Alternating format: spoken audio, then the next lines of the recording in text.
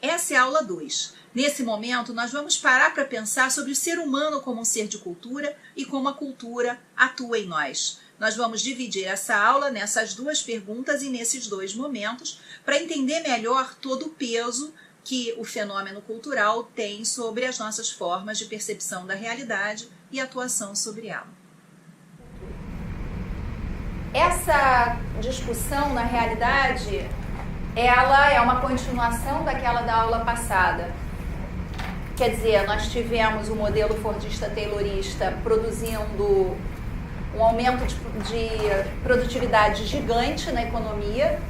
Então, com o modelo fordista-taylorista, nós inauguramos essa era da produção em massa. Inaugurada a era de produção em massa, você começa a ter diferentes países e diferentes indústrias aderindo a isso, até que a gente tem uma super oferta no mercado e a gente altera, então a gente percebe um momento em que se altera a relação de poder entre consumidor e produtor. Vocês lembram da famosa história do Ford, quem quiser carro tem que comprar preto, porque se eu quisesse um produto em massa, eu precisava de um máximo de padronização. Então isso gerou redução de custo, permitiu que a classe média pudesse sonhar com automóveis, permitiu uma economia de escala gigantesca, mas o que acaba acontecendo é que na década de 70 e 80 você tem múltiplos atores competindo nesse mercado, diferentes indústrias, diferentes empresas oferecendo esse produto, e você começa a observar o aumento daquilo que os economistas chamam da saciedade do consumidor. O consumidor começa a ter mais coisas do que, muitas vezes, espaço para guardar. Quando chega nesse momento, o que a gente começa a perceber? Uma reversão de uma dinâmica de escassez que acompanhou o ser humano desde sempre.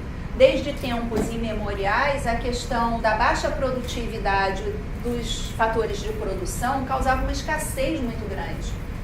Essa escassez fazia com que, se eu puder ter um carro, mesmo que preto, e se isso couber no meu bolso, for possível pagar, legal.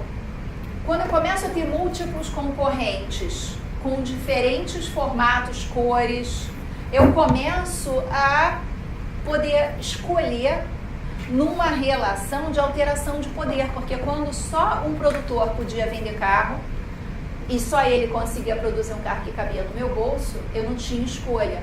Quando eu tenho um grande portfólio de ofertas, eu começo a procurar aquele que mais satisfaz meu gosto, minhas necessidades específicas, e você começa a perceber então uma enorme variedade de valores dos consumidores sendo projetado de uma maneira muito clara sobre o mundo material. A gente começa a perceber, por exemplo, que homens preferem determinadas características no carro, mulheres preferem outras. Os estudos de antropologia do consumo começam a mostrar isso. Para um homem, de alguma maneira, o carro é quase o cavalo branco do príncipe Filipe. Cara, eu não sou o príncipe Filipe se eu não tenho um cavalo branco. Um homem a pé não é um príncipe, ele é um plebeu, né? Então, nós vamos olhar para o papel do carro na construção do imaginário de masculinidade, do imaginário de sucesso masculino. Agora, para a mulher, a questão é outra. Eu, por exemplo, quando escolhia meu carro sozinha, que né, a minha família não é exatamente uma democracia, mas a gente discute essas coisas. Quando eu escolhia meu carro sozinha, eu dizia assim, eu quero um carro que tenha 4 rodas, ar-condicionado, não precisa ter direção hidráulica, porque se eu pago para malhar na academia, não me importa de fazer força para manobrar. Eu prefiro os redonduchos do que os quadraduchos e os fáceis de estacionar. Se alguém me dissesse, não, mas você vai conseguir um motor 1.8, isso, por mais 40 mil reais, eu dizia, nem morta. Com 40 mil reais eu posso comprar um brinco de diamante, eu posso comprar um tapete persa, eu posso trocar os móveis da cozinha. Então, numa hierarquia de prioridades, o carro para mim caía lá para trás. Então eu sempre tive carro 1000 e de cor clara, porque no calor do sol do Rio de Janeiro, o ar-condicionado de um carro 1000 desempenha melhor se eu ajudar com a escolha da cor. Quando você começa a discutir, a decidir em casal, você já não consegue olhar para o mundo dessa forma. Isso faz com que os produtores tenham que se organizar para oferecer intangíveis agregados numa dinâmica fortemente competitiva. E isso começa a fazer com que as empresas tenham que ter a colaboração dos seus empregados para ter estratégias emergentes, para aportar inteligência e flexibilidade aos processos produtivos, para conseguir competir numa dinâmica de inovação, para fazer gestão do conhecimento. A aceleração dos processos competitivos faz com que o fator humano comece a ser cada vez mais importante para a organização. E o que acontece, então, em termos históricos? Você começa a perceber uma alteração na estrutura de funcionamento do próprio sistema capitalista. Se nós olharmos para o capitalismo até a sociedade do conhecimento, ele tinha determinadas características estruturantes que ele vem perdendo. E eu gostaria de falar um pouco disso para vocês, baseado, por exemplo, na teoria de Marx, para a gente ver como é que isso funciona.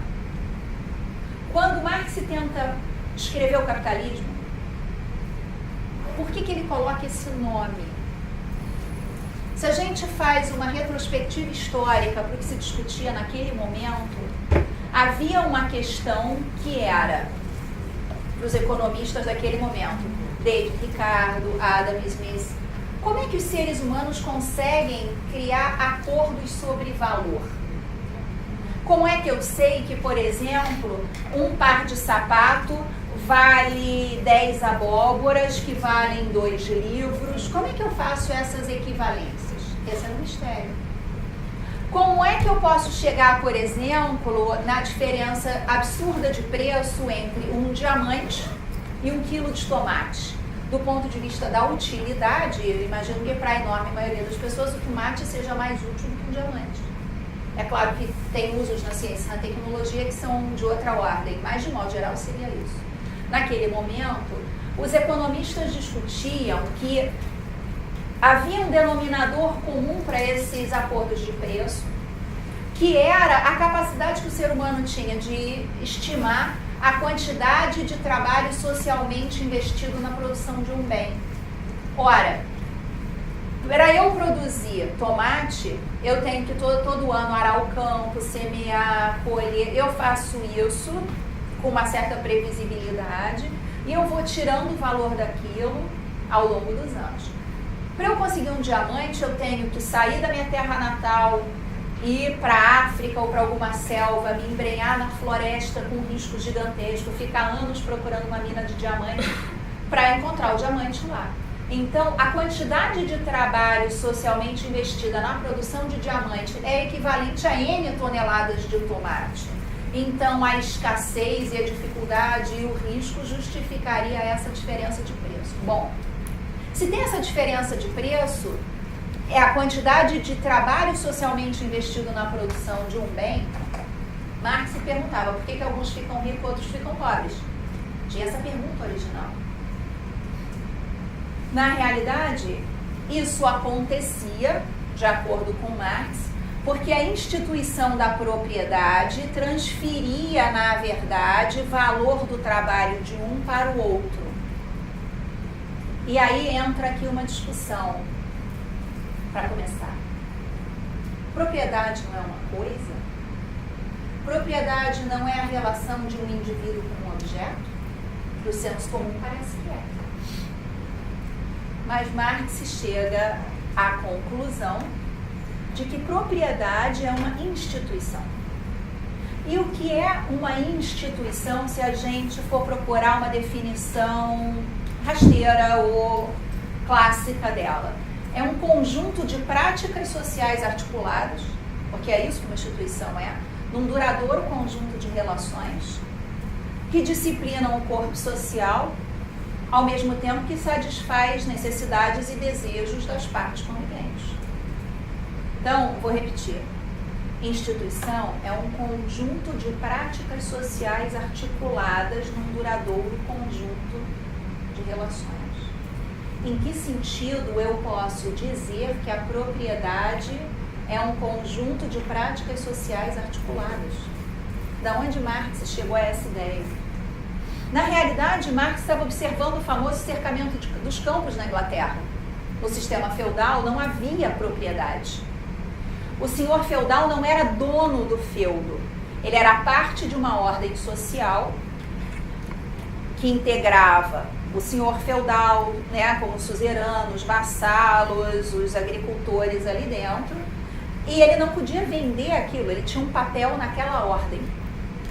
Quando acontece o famoso cercamento dos campos, já no fim da Idade Média, o que acaba acontecendo é, tem aqui o feudo, o senhor feudal quer poder criar ovelha aqui para tirar lã, vender, para conseguir o ouro e a prata aqui em Portugal e Espanha, trazendo as grandes navegações, ele expulsa os camponeses do campo.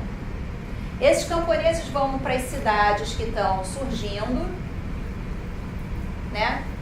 E eles só têm a força de trabalho para vender, mais nada. Esse camponês, então, vai lá e bate na porta de um pequeno artesão pedindo trabalho. O artesão está em posição de dar emprego porque ele tem meios e instrumentos de produção e ele detém os saberes históricos sobre como praticar aquele ofício. Então, ele vai lá e dá emprego para o camponês. Vamos imaginar que aqui são 16 horas por dia que o camponês está lá trabalhando, foi antes do direito trabalhista, para esse artesão. Se esse artesão pagasse para esse camponês 100% do valor produzido nessas horas, ele não teria lucro. Então, o que ele faz? Ele paga uma parte para o camponês e a outra parte vira o lucro dele, que Marx chama da mais-valia do trabalho. Ele transfere essa mais-valia do trabalho, então, para aquele artesão. Como é da natureza do capitalismo a competitividade, esse artesão quer sempre crescer, porque ele tem ganhos de escala. Quanto mais ele cresce, mais ele consegue empregar pessoas. Então, maior a quantidade de mais-valia do trabalho que ele consegue acumular. Isso vai fazendo com que ele sempre cresça. Então, o que Marx diz? A propriedade é trabalho social historicamente acumulado. Mesmo quando eu tenho uma empresa de capital intensivo, né, e eu comprei máquinas e equipamentos, aquilo tudo é trabalho social historicamente acumulado. Quer dizer, eu tenho o cara que desenhou a tecnologia, eu paguei por isso, eu tenho o trabalho das pessoas que me permitiram gerar esse ganho. Bacana. Isso aqui era da dinâmica do capitalismo. Marx dizia, é da natureza do capitalismo querer aumentar a escala para reduzir custo unitário, para poder competir. Então, há sempre uma oposição de interesses entre capital e trabalho. Não é isso? Porque, teoricamente, o lucro é maior quanto menor é o salário. Quanto menor é o salário, também menor o custo. Então, eu consigo competir de maneira mais efetiva. Marx dizia que isso ia gerar uma sociedade extremamente polarizada, com muitos poucos muito ricos e um montão de gente muito pobre. Essa era a hipótese central, mas não foi isso que aconteceu. Nos países onde o capitalismo cresceu mais livremente, os países nórdicos europeus, as sociedades anglo-saxãs, o que acabou acontecendo foi um inchaço das classes médias e um achatamento da pirâmide, de um certo losango social. Então, se nós olharmos para os países nórdicos europeus, se nós olharmos para os países anglo-saxãos, se nós olharmos para o Japão era um país pobre, feudal. Hoje ele tem a sua sociedade é um losango achatado.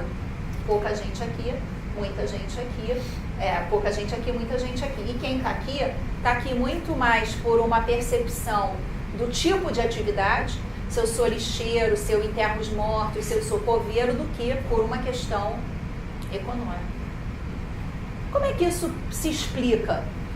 O aumento da concorrência, a diversificação econômica, acaba gerando um aumento da concorrência por mão de obra. Então, quanto mais capitalistas em diferentes setores aparecia, mais se concorre por mão de obra, que era um fator que Marx não podia prever naquele momento, que era o papel da inovação na diversificação e na proliferação de empresas de modo geral. Empreendimentos mesmo. Muitos empreendimentos de diferentes naturezas. Mas o que acaba acontecendo na década de 70 para 80, nessa virada, é que esse equilíbrio ou esse desequilíbrio entre capital e trabalho se altera. Porque o que acaba acontecendo é que para uma empresa competir, ela precisa de conhecimento. E conhecimento é capital. E esse capital, que é um fator fundamental de produção, pertence ao empregado. Então, o que acaba acontecendo é que a sociedade pós-capitalista, como diz Peter Drucker, ela acaba gerando um equilíbrio maior nesses fatores de produção. Quanto mais mão de obra altamente qualificada eu tenho e quanto mais inovação eu tenho, mais todo mundo ganha. Um pequeno detalhe também é que o crescimento exponencial das empresas fez com que a concentração não fosse possível, como Marx previu. Na verdade, no capítulo 3 do Capital, ele anuncia isso, quando ele vê o surgimento das sociedades por ações. Se nós olharmos para muitas empresas contemporâneas de capital aberto, gigantes do mundo, o que acaba acontecendo é que elas não pertencem a uma pessoa. Muitas delas têm uma participação significativa das suas ações nas mãos de fundo de pensão, fundo de investimento, fundos de previdência. Então, quem é o capitalista, um dos maiores capitalistas do mundo, são os empregados que têm plano de pensão ou plano de aposentadoria, que compra a ação das empresas para poder garantir o pagamento lá no futuro. Então, se por um lado eu tenho o aumento da necessidade por conhecimento humano, que faz com que, quanto melhor for o profissional do conhecimento, menor a dependência de emprego, né? Quanto melhor o cara é, mais caro o passe dele, mais ele consegue trocar de emprego, mais ele demanda determinadas condições para ficar. Por outro lado, eu não tenho esse movimento centralizado na mão de um capitalista. Então, o capital vai se pulverizando por ações. É claro que a gente ainda tem muita concentração de riqueza na mão de alguns indivíduos, mas o movimento, e no século XIX era impossível prever isso, não foi esse. Legal. Então, a organização hoje precisa gerar recurso e retorno para os stakeholders. É o que a teoria diz. Os stakeholders são os acionistas, os empregados, os clientes, a sociedade de modo geral e o governo, que recebe dinheiro na forma de pagamento de impostos para investir, e as comunidades do entorno. Diga, Eduardo. Se a concentração de dinheiro não está retornando agora, através da figura dos multibilionários? Essa é uma questão curiosa. Existem os trilhardários, né? A questão é se isso está ocorrendo por esse movimento. E o pior é que não. Se você olha para o Bill Gates, em que medida Bill Gates ficou tão rico por causa da pobreza na África? São dois polos de diferença de riqueza gigante. O que acontece é que isso não está correlacionado e isso cria para a gente complexidades novas. Tem uma questão do Bill Gates, não é com base no que ele consome, no que ele construiu, é com base no valor futuro do negócio dele. Então também tem uma diferença aí, porque o cara é multimilionário, mas baseado em projeção futura de valor, né? Não no que ele consome, no que ele já construiu. Então tem as doagens foi isso. Então, mas no caso do Bill Gates tem muito isso, quer dizer, ele resolveu tantos problemas que a gente tinha no mundo do trabalho e no lazer e essas coisas todas que as pessoas ficam querendo comprar aquela inovação dele. Mas não significa que ele tenha ficado multimilionário porque ele explorou os pobres, pelo contrário. Se você vai olhar para as pessoas que trabalham nessas indústrias, elas são pessoas que estão muito bem posicionadas em termos de renda. Então, a correlação de exploração, capital e trabalho desaparece. A gente tem um fenômeno novo no mundo, a partir da década de 80 vem se acentuando, que é, eu tenho os profissionais do conhecimento, e aí eu tenho aqueles que estão no topo, como Bill Gates, Steve Jobs, essas pessoas que são grandes empreendedores do conhecimento e que conseguem transformar conhecimento em valor sem um acúmulo histórico. Então, o Bill Gates não construiu a fortuna dele pelo acúmulo histórico de capital nessa relação capital-trabalho. Ele criou uma inovação que fez com que ele conseguisse vender aquele produto e ganhar muito mais rápido do que era possível historicamente.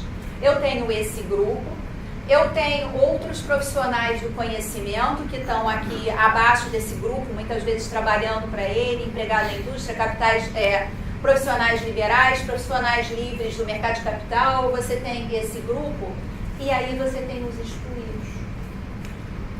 São aqueles que, por não ter educação formal, estarem na pobreza extrema, eles não são aquilo que Marx chamava do exército industrial de reserva, aquele grupo de desempregados que era importante para manter a massa salarial baixa.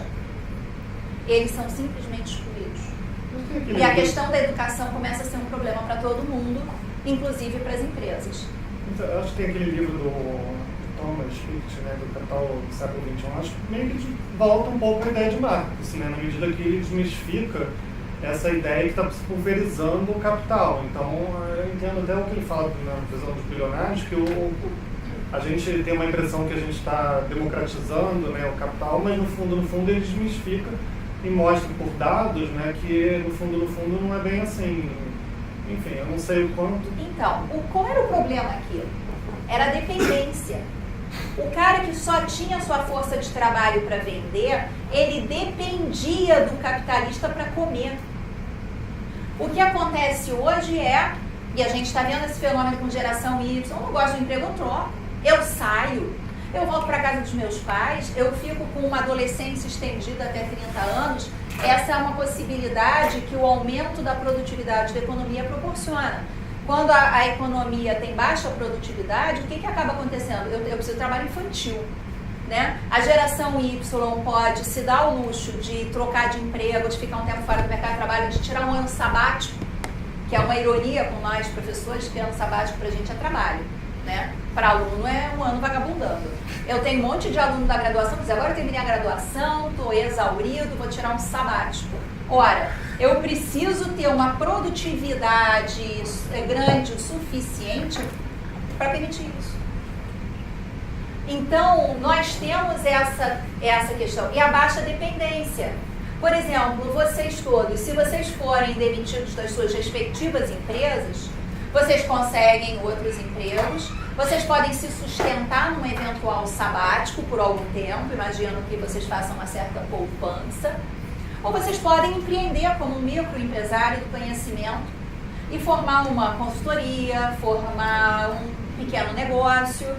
Isso é possível. Vocês podem se associar aqui para fazer um outro negócio, por exemplo, uma firma de captação de recursos para financiar startups. Com os conhecimentos de vocês, talvez vocês conseguissem fazer isso, partindo do zero, sem precisar de capital físico.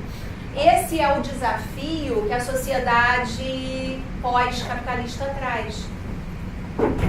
Porque você tem exploração da mão de obra na indústria de commodities de baixo valor, mas isso vem reduzindo paulatinamente. A própria China vem investindo numa dinâmica de produção enorme, que na verdade era impossível de prever há pouco tempo atrás. Quer dizer, os chineses estão fazendo uma virada na direção de qualidade e inovação. O que cultura tem a ver com isso?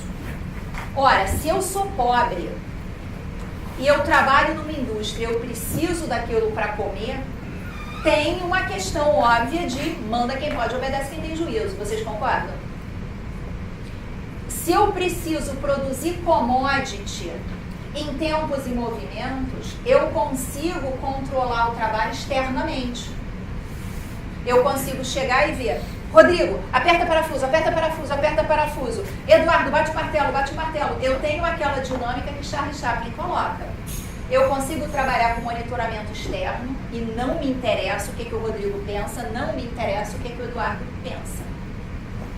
Quando eu começo a sair dos fatores físicos de produção para a produção do conhecimento, para a produção de inovação, eu preciso saber quais são seus talentos, qual é o seu projeto futuro, o que é que você gostaria de fazer, o que é que você é capaz de aportar numa equipe de alto desempenho. Me interessa que você tenha uma excelente formação. Isso ocorre porque é uma alteração nessa relação de poder. Então, eu preciso trazer o subordinado para um novo pacto.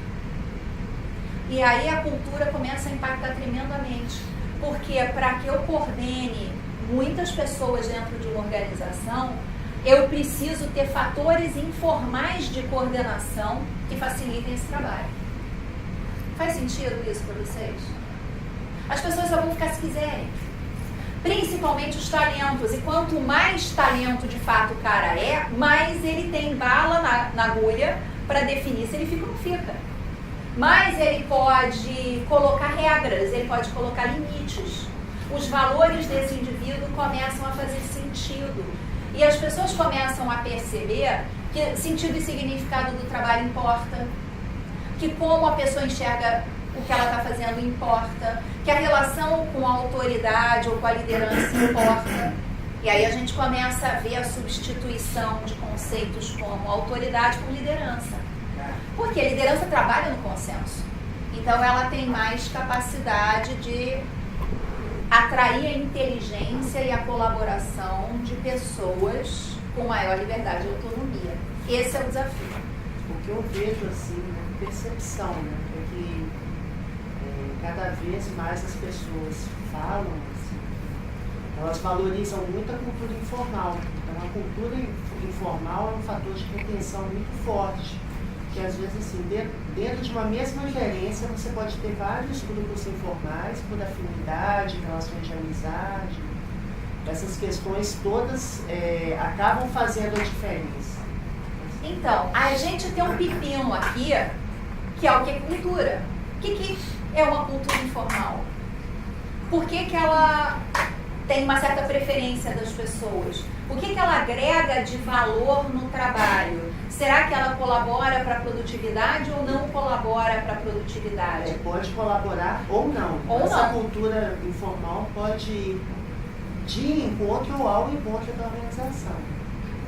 Então, gente, na hora que isso começa a entrar em questão, começa a discussão o que é cultura. A discussão começa, de muitas maneiras, justamente para endereçar os fatores críticos de sucesso de algumas organizações em detrimento de outras. Então, quando esse tema começa a aparecer muito na gestão, que é na década de 80, a pergunta que estava por trás é: por que os japoneses estão conseguindo tanto resultado com os mesmos fatores de produção que os americanos, ou que os alemães, ou que os japoneses? Que outros países, desculpa, não os japoneses, que era o parâmetro comparativo aqui.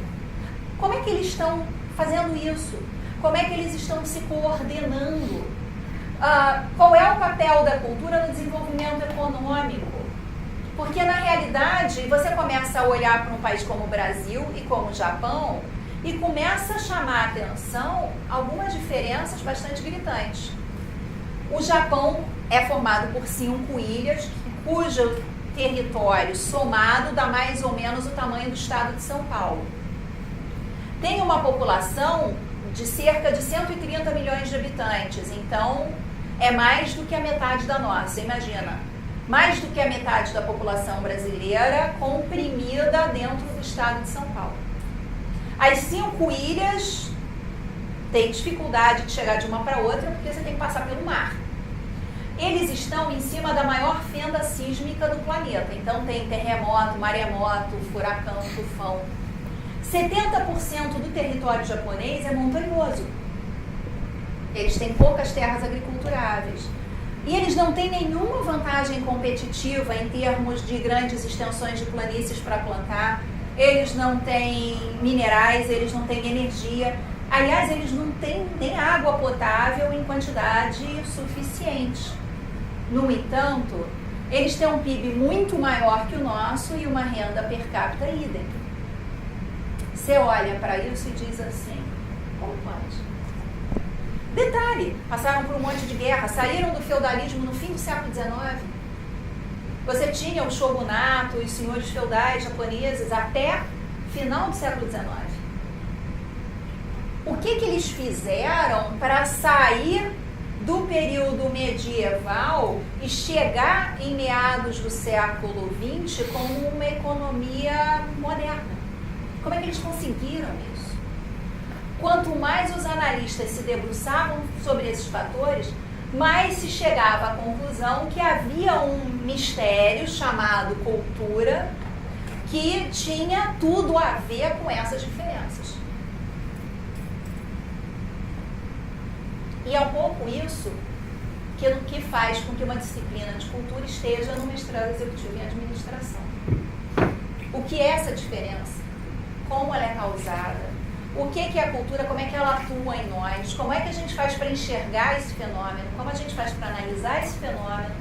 Como a gente faz para aumentar a nossa taxa de sucesso sobre ele? É ético mexer nisso ou não é? Quando a gente fala em gestão da cultura ou gestão pela cultura, significa que a gente vai fazer uma revolução cultural? Significa que a gente vai fazer violência simbólica? O que é violência simbólica? Por que não pode fazer? Qual é o problema ético com isso? Em que sentido o simbolismo ou esse mundo da cultura está relacionada com o fator humano? É um pouco essa questão que está por trás dessa discussão que a gente vai fazer agora.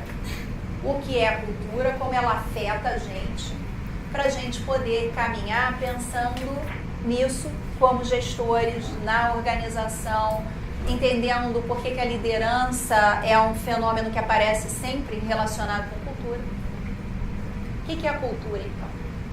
Vamos fazer um pouco essa conversa e depois a gente volta aplicando isso à gestão. Porque o termo cultura aparece de uma maneira muito superficial nos livros de gestão de modo geral. Aparece como valores e crenças compartilhados, aparece como pressupostos inconscientes. Aí você pergunta, tá, se é inconsciente, como é que você sabe que está ali? Como é que você sabe que existe? Cadê o objeto? Qual é o método? Isso tem uma realidade empírica ou é um blá blá blá de nós enquanto seres humanos que gostamos de abraçar árvores? Esse fenômeno é analisável? Ele é gerenciável? E se não é, adianta estudar isso em curso de gestão? É um pouco essa questão que eu gostaria de trazer hoje e fazer com que a gente discutisse em cima dela. O que é cultura? Eu gostaria de começar perguntando se vocês viram o filme Matrix. Todo mundo viu? Não? Fortemente recomendo. Fortemente recomendo.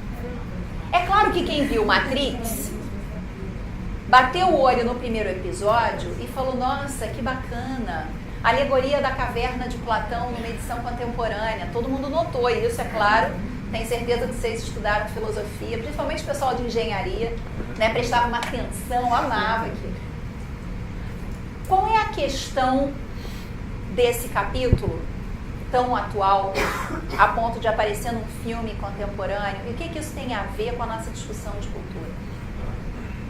Eu queria fazer com vocês aqui uma interpretação livre da alegoria da caverna de Platão, para a partir dela nós começarmos a pensar na natureza humana. É claro que não é a única interpretação, não é a certa, é só uma para a gente começar a problematizar essa questão e o que ela tem a ver com o que a gente vai discutir lá na frente.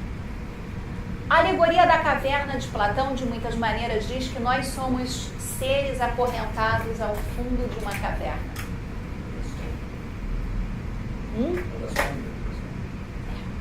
A realidade é um jogo de luz e sombras que se projeta no fundo. Quanto mais a gente acredita que essa realidade é de fato o real, mais a gente está olhando para a falsidade, para o conhecimento errôneo, para as ilusões. Nós discutimos isso um pouco na disciplina de metodologia no semestre passado. Eu vou retomar isso agora, aplicado à cultura, para a gente ir progredindo, inclusive pelos outros episódios. O que é um ser humano preso numa caverna? O que Platão queria dizer com isso? Vamos retomar um pouco essa ideia para ir encaminhando para o desafio de cultura. O que é a caverna para Platão? É claro que os sistemas de pensamento, os paradigmas, as crenças, mas para Platão a caverna era também a prisão do ser humano no corpo. O corpo, para Platão, era uma caverna. Vamos resgatar aquela ideia de Teilhard Chardin que apresenta um contraponto para a ideia de que o ser humano é um animal que por acaso é racional. Teilhard Chardin diz: nós não somos um ser animal que por acaso pensa Deus. Nós somos um ser espiritual aprisionado num corpo físico. Essa é uma questão para a gente pensar. Por que aprisionados? Essa é uma discussão antiga, se nós temos ou não temos uma existência para além do corpo. Nós temos alma? Nos primeiros estudos de Freud, quando ele vai falar da loucura, ele não fala de mente, ele fala de doenças da alma. O que seria essa alma? O que seria esse ser espiritual habitando no corpo? E de que forma o corpo pode significar uma barreira? Como o corpo pode ser uma caverna? Retomando essa ideia, se a gente olhar para essa pilô e perguntar se isso aqui é uma pilô preta e cinza, nós vamos tender a concordar que é. Embora a gente saiba que não é. A cor não é uma propriedade do objeto. A cor, na realidade, é como o nosso cérebro decodifica o estímulo captado pelos nossos olhos da luz refletida sobre essa superfície material. Outros animais, com outro jogo de lente e com outra fiação neural, veria outra coisa, outra cor aqui. Do mesmo modo, essa caneta, se nós pararmos para pensar na superfície, não é lisa.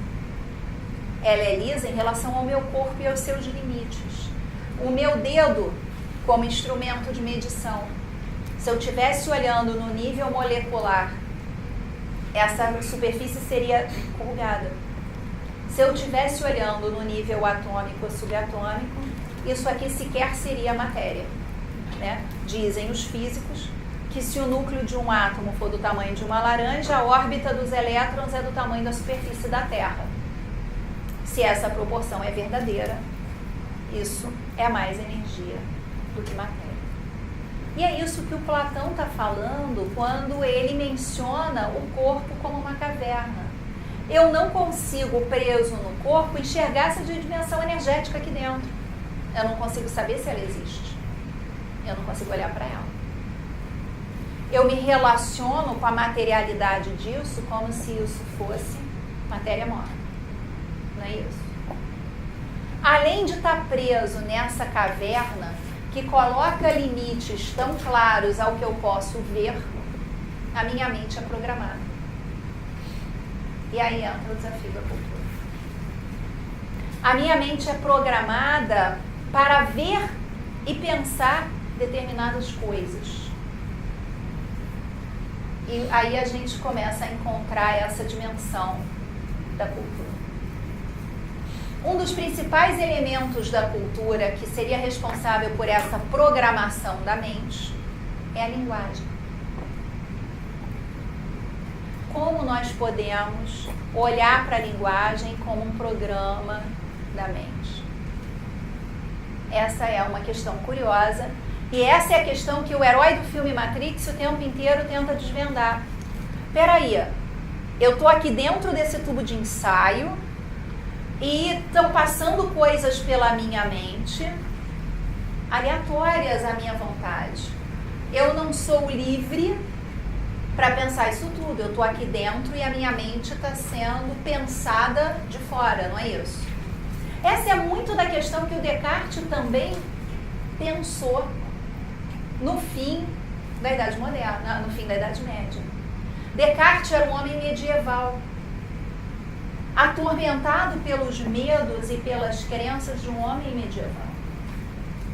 Quando nós olhamos para o discurso do método de Descartes, o que ele está tentando descobrir? Por que ele é chamado de um dos precursores ou um dos fundadores do antropocentrismo? Tira Deus do centro e coloca o ser humano. Porque a grande pergunta de Descartes é se eu existo. Eu existo ou eu sou uma marionete na mão de Deus? Vocês conhecem aquele joguinho de crianças, o The Sims, que você cria uma cidade, os personagens, e fica atormentando essas crianças, esses personagens. Descartes perguntava, será que eu sou isso na mão de Deus? Quando ele faz o discurso do método, é justamente para tentar descobrir se ele tinha algum grau de liberdade ou se ele era completamente pré-determinado. Quando ele chega ao fim do seu exercício lógico, a conclusão de que eu penso, ele percebe o seguinte, se eu fosse completamente pré-determinado, eu não poderia estar fazendo esse exercício. Então, a única evidência de que eu não sou um marionete com a mente programada é que eu posso fazer esse exercício. Daí a conclusão de Descartes, penso, logo existo. Ao contrário do que muita gente diz, Descartes não estava pregando a superioridade da razão em vez da emoção. Ele não estava dizendo que as emoções não contam. Ele estava querendo encontrar uma única prova da possibilidade da sua autonomia de pensamento, da sua existência para fora de um plano divino. Essa é uma questão que perpassa de muitas maneiras as preocupações da humanidade ao longo dos séculos. Como é que é essa questão, então, da programação da mente? Que é exatamente o termo que Hofstede, que é um dos teóricos que nós vamos olhar daqui para frente, usa para falar de cultura. Hofstede fala, cultura é uma programação da mente. Ele está ali usando uma analogia ao computador.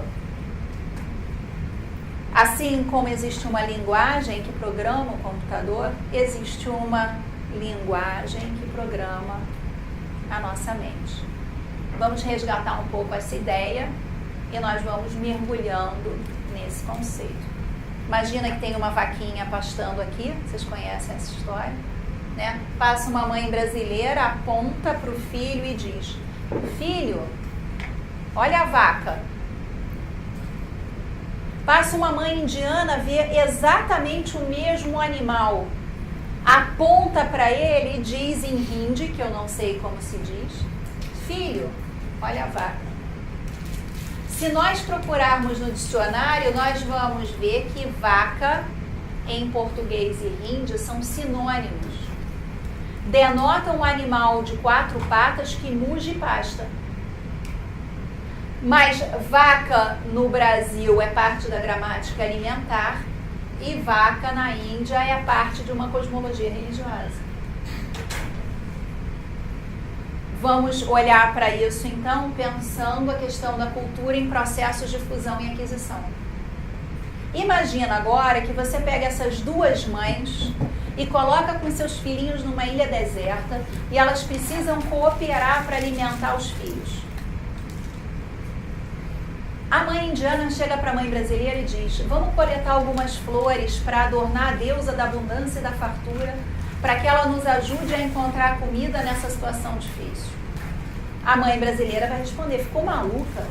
Vamos dar logo um jeito de matar essa vaca antes que as crianças chorem de fome. O que acontece é que nós temos 2 seres humanos honestos, bem intencionados, com um objetivo em comum que é alimentar os filhinhos, querendo realizar esse objetivo, e com uma dificuldade de entendimento e coordenação enorme. Quanto mais elas se comunicarem, mais elas vão descobrir diferenças. Mais elas vão ter conflito uma com a outra.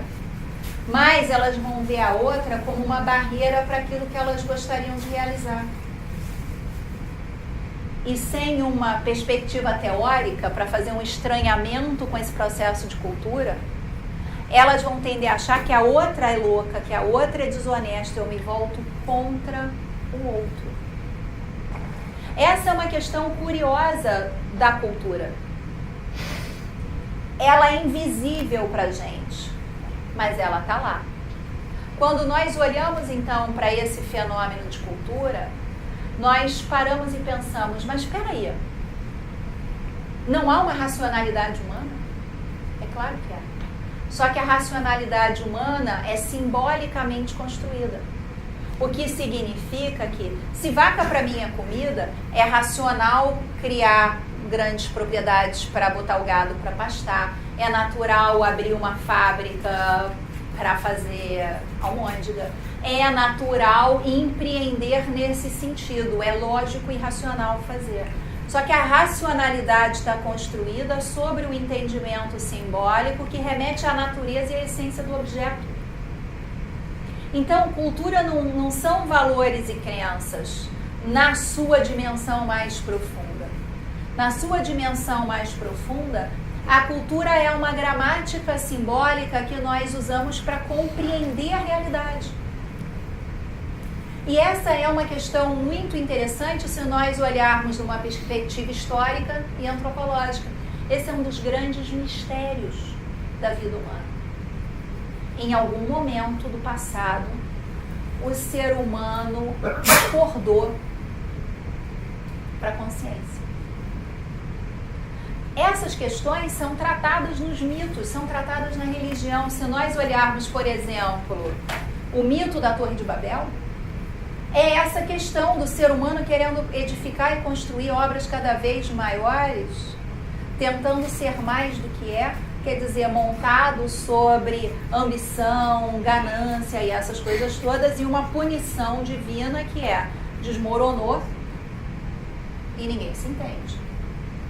O mito da Torre de Babel, de muitas maneiras, é o desafio da multiculturalidade. Como eu consigo construir pontes com esse outro tão diferente? Essa questão da humanidade, ela está profundamente imbricada na cultura. Se nós olharmos para a evolução dos homínidas nos últimos 3 milhões de anos, nós vamos descobrir que, na verdade, o despertar da consciência ele é bastante recente. E ele tem a ver com a evolução do cérebro e, de muitas maneiras, com a nossa capacidade de nos distanciar da animalidade. Esse momento ocorre lá com o Homo habilis e com o Erectus, que a gente vai olhando o surgimento de uma nova forma de olhar o mundo, até que num determinado momento você descobre que o ser humano despertou para uma consciência de si. O ser humano começa a fazer fogueira, o ser humano começa a enterrar os mortos, o ser humano começa a fazer arte rupestre. Quer dizer, em algum momento, o ser humano desperta da animalidade para uma certa consciência de si. Isso, se nós olharmos na evolução em termos antropológicos, está de uma maneira muito misteriosa relacionada com uma mudança na morfologia do cérebro, na morfologia da coluna vertebral e na morfologia das mãos. Os macacos, de modo geral, têm esse dedo bem mais para baixo.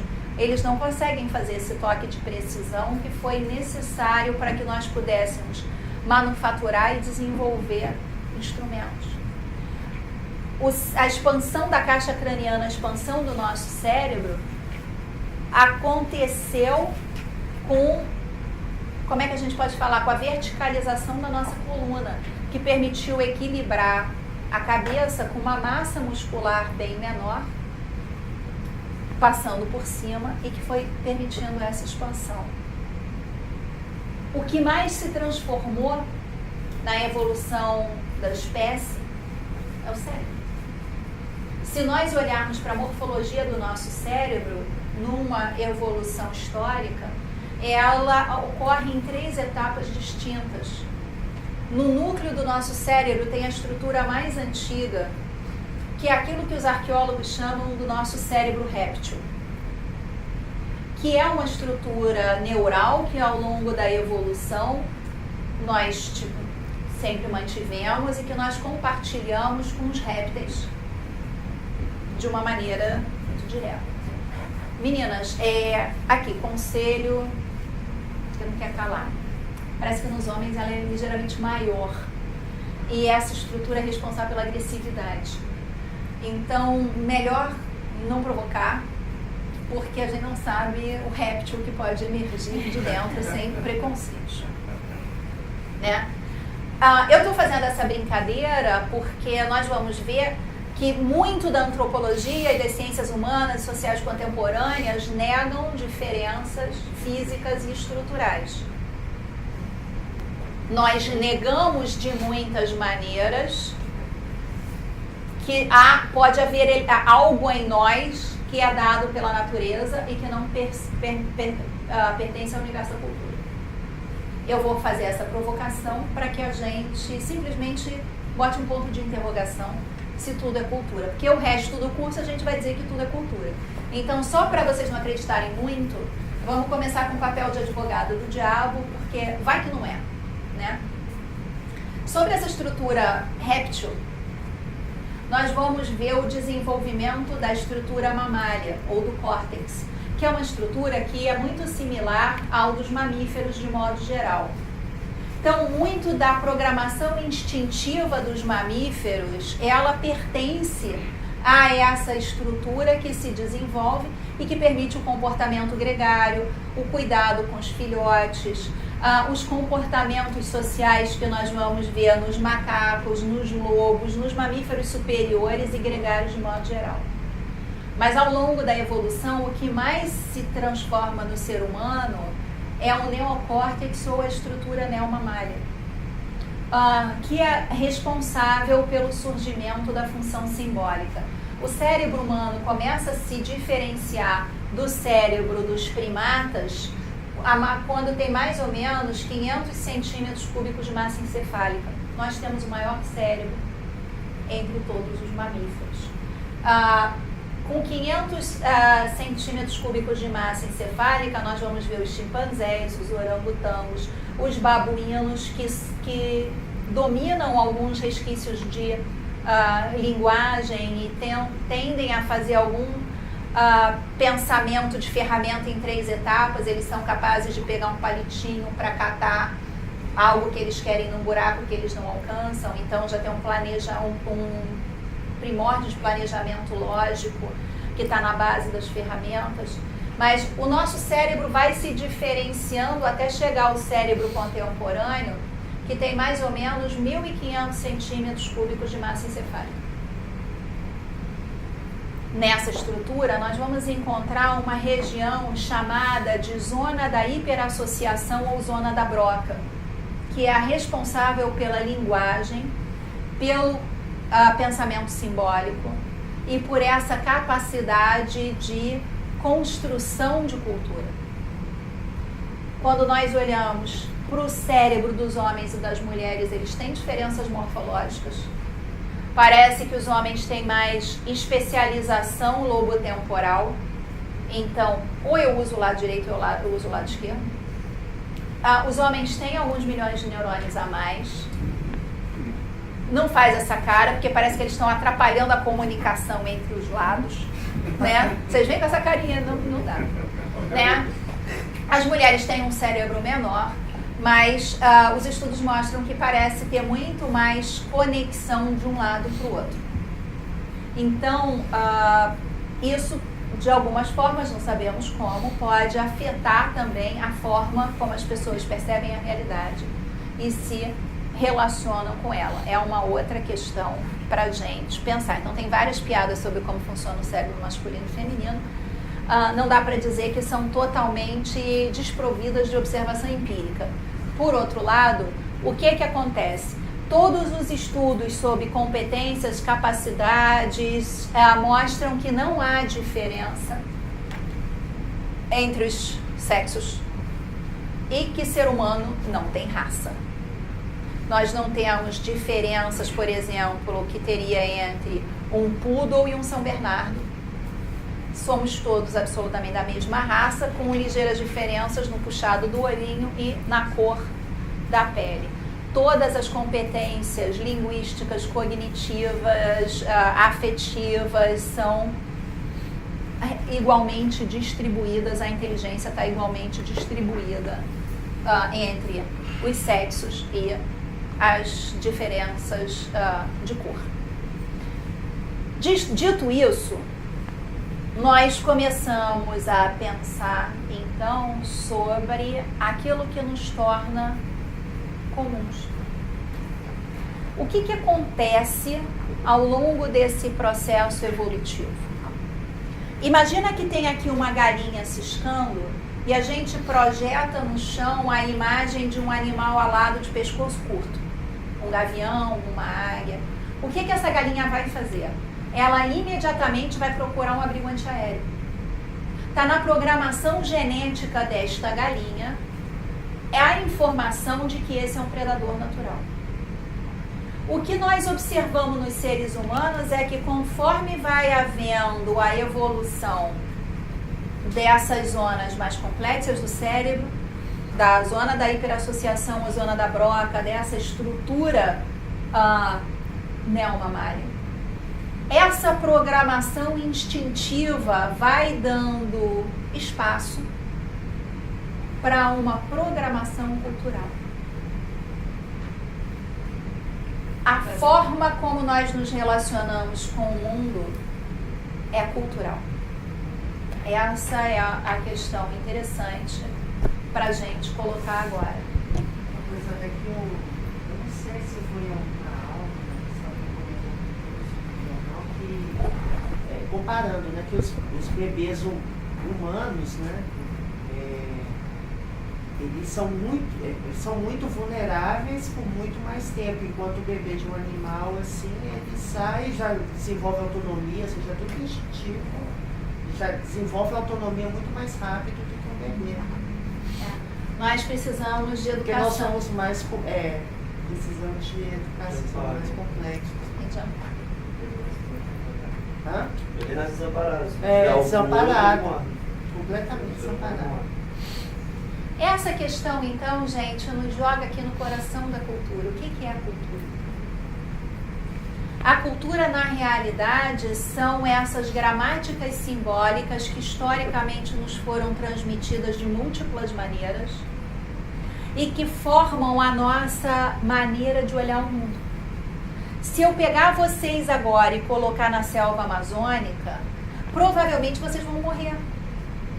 Quer dizer, talvez consigam sobreviver, não sei, mas com muito sacrifício, vão ficar muito ferradinhos. Por que isso não acontece com o índio? Porque o índio tem uma tecnologia de sobrevivência que nós não temos. O índio sabe nomear aquela realidade. Imagina o seguinte, a gente está com fome caminhando no meio da selva, de repente você vê uma frutinha vermelha. É veneno ou é comida?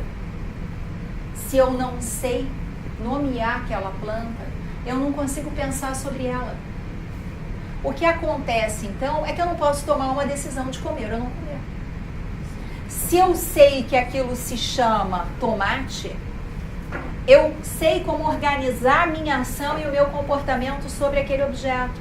Se eu sei que aquilo se chama veneno, ou pimenta, ou mata-cavalo, eu também sei organizar a minha relação com aquele objeto. Agora, se eu não sei nomear, eu não sei agir sobre essa realidade. E essa é a maneira como a cultura, na realidade, funciona para nós.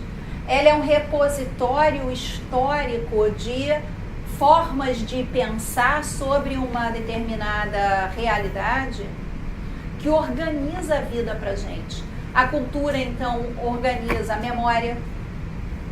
Pra gente não é importante saber nomear uma quantidade gigantesca de plantas, porque isso não tem utilidade pra gente. Pra gente é muito mais útil decorar a senha de centenas de aplicativos e saber como circular no meio digital. Então, a nossa cultura vai incorporando esses novos saberes, essas novas estratégias, e nós vamos esquecendo coisas que vão perdendo a utilidade para nós. Essa é uma questão bastante interessante quando a gente para pensar na linguagem. A linguagem não é só uma forma de comunicação, ela é também uma forma de comunicação. Antes de qualquer coisa, a linguagem é uma forma de pensamento e ação. Sem ela, eu não consigo ter ferramentas para pensar, e sem ferramentas para pensar, eu não consigo agir. Então, vamos pegar o próprio conceito de cultura organizacional.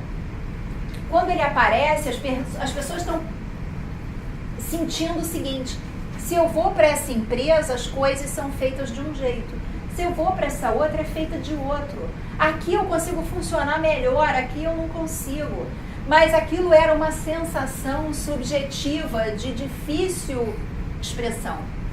Até que alguém nomeou isso de cultura. Quando se diz isso é cultura organizacional, todo um novo universo de possibilidades se abre pra gente. Legal, se isso é cultura, como é que ela é formada? Como é que ela funciona? Dá para criar uma tipologia? Dá para criar categorias de análise? Dá para gerir? Não dá para gerir? Como é que eu analiso? Como é que eu meço? É importante medir? Não é importante medir? Sem nomear, eu não conseguia agir sobre ela. Então, quando a gente pega esse exemplo, a gente vê o poder na realidade dessas gramáticas simbólicas na organização do comportamento humano. E a gente percebe, então, que valores e crenças individuais não são o núcleo mais profundo da cultura. Esse repertório de formas históricas de olhar para a realidade, elas formam a base sobre a qual nós conseguimos produzir a concordância das inteligências. A psique do indivíduo é construído sobre essa realidade.